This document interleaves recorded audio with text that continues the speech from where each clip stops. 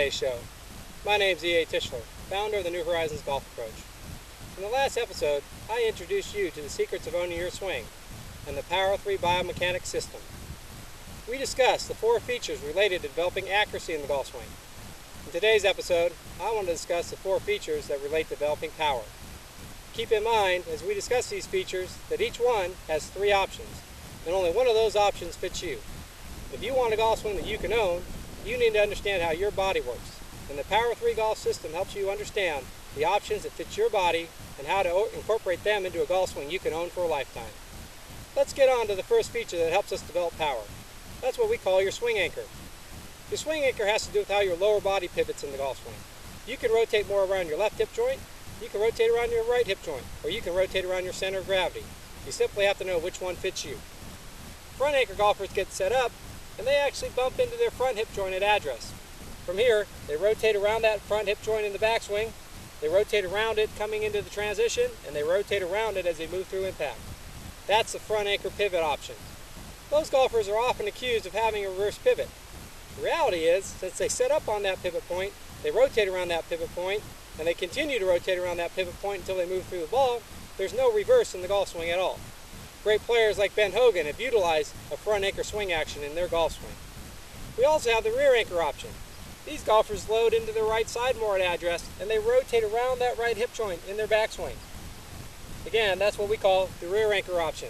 It's the traditional view of how golfers are supposed to load power in the golf swing. The reality is, it'll only work for you if it fits your body type. We also have what we call a center anchor swing anchor. Some golfers set up more 50-50. They rotate around their center of gravity in the golf swing. They're utilizing that center of gravity as their center pivot point, and all they do is rotate back and through. So, you need to understand which pivot point fits your body, and you need to make a swing anchor action that fits you. Keep in mind that some golfers have used front anchor actions just like Ben Hogan. Some golfers have used center anchor actions just like Sam Snead, Tom Watson, Greg Norman. And some golfers have used rear anchor options like Tom Kite and Stuart Appleby. They're all valid. You simply got to figure out which one fits you. The next feature I want to talk about is what we call your axis of symmetry.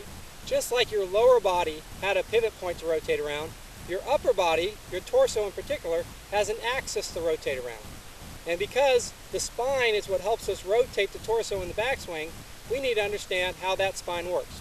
The spine actually twists during the backswing. The upper spine does. And in doing so, it creates an axis for us to rotate around. Some golfers actually rotate around their spine line. They get set up, and as they rotate, it looks like their whole body rotates around the spine in the backswing. As it returns to address, it continues to rotate around that spine line. Some golfers rotate around their sternum. They feel like when they get set up, their sternum is going to be more in position, and the upper body rotates to the target side of the sternum as they go up to the top of the backswing. That's simply because of the way their spine twists as they go up to the top of the backswing. It's a valid option. Those golfers also are often accused of having a reverse pivot. However, if the sternum line option fits you, then you need to do it. We also have golfers that rotate around the center line of their body. As they rotate in the backswing, their sternum moves a little bit away from the target, and their spine moves a little bit towards the target. That's because they're rotating around the center line of their torso as they rotate in the backswing. Once again, all 3 options are valid. You need to figure out which one fits you. Alright, the next feature we want to talk about is what we call your torque system. As the body rotates, it develops torque in the golf swing, and torque helps us multiply power. There's upper body torque, there's lower body torque, and there's full body torque.